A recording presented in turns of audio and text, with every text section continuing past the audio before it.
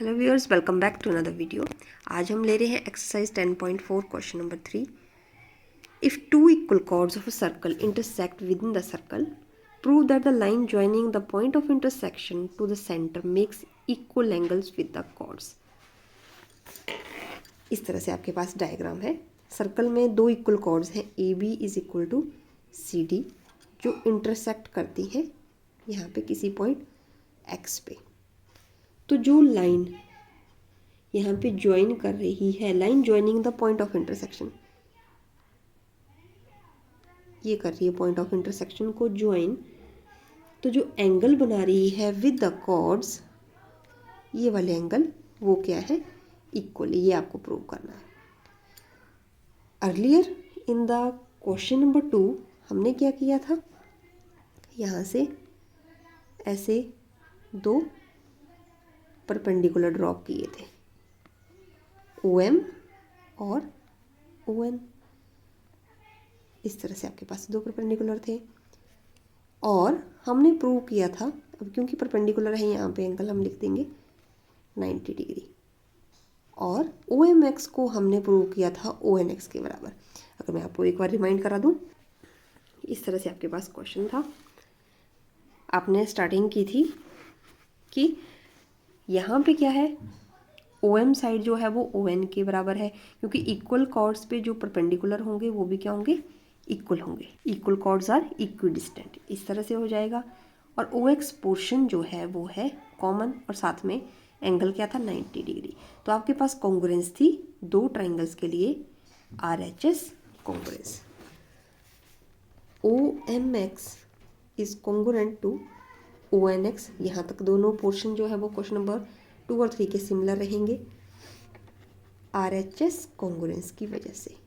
अब CPCT से हम क्या कह सकते हैं कि इनके कॉरस्पॉन्डिंग एंगल्स और कॉरस्पॉन्डिंग पार्ट्स वो इक्वल होते हैं। तो ये वाला एंगल भी तो इसी में काउंट हुआ, OXM। This implies angle OXM is equal to angle OXN by CPCT। आपको यही प्रूव करना था कि वो जो एंगल होते हैं, ये दो जो पॉइंट ऑफ इंटरसेक्शन पे बनते हैं from the line joining the centre, वो क्या होते हैं, इक्वल होते हैं। तो सेम ये जो सेकंड पार्ट था उसी का रेप्लिकेट था। अगर आप पार्ट नंबर 2 समझ पाए हैं तो ये थर्ड पार्ट आपके लिए कुछ भी नहीं है। Now next question, question number 4। If a line intersect two concentric circle, concentric circle मतलब सेंटर एक ही है दोनों सर्कल्स का, with center O at ABC and D। With center O है जो इंटरसेक्ट कहाँ करता है, A पे, B पे, C पे और D पे, ये वाला। और आपको प्रूव करना है कि ये AB पोर्शन जो है वो CD पोर्शन के बराबर है इस लाइन का। ठीक है, तो इसे हम कैसे प्रूव कर सकते हैं।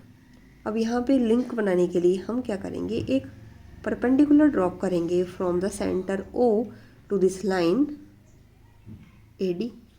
ठीक है, तो इस तरह से डायग्राम में आपने परपेंडिकुलर ड्रॉप कर लिया। मान लीजिए OM जो है वो परपेंडिकुलर है to the line.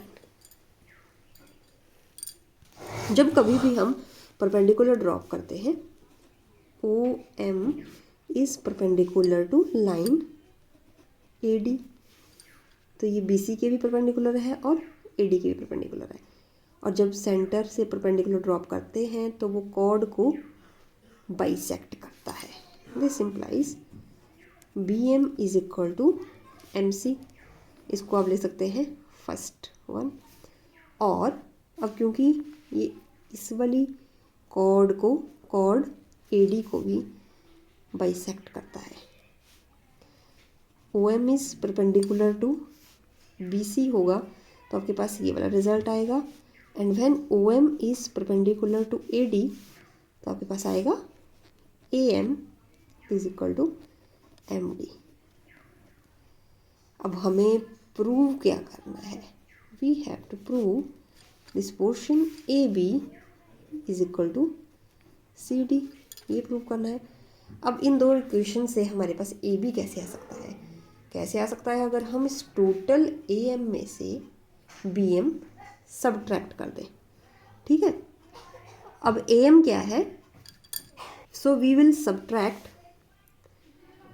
This equation 1 from equation 2, subtracting equation 1 from equation 2, so we will subtract equation 1 from equation 2, तो आपके पास क्या आएगा, AM minus BM, left side को लेफ्ट हैंड साइड से सब्ट्रैक्ट करेंगे, एंड MD माइनस MC। देखिए जब आपने AM में से BM सब्ट्रैक्ट किया तो आपके पास क्या आ गया, AB, और यहाँ पे आ गया CD।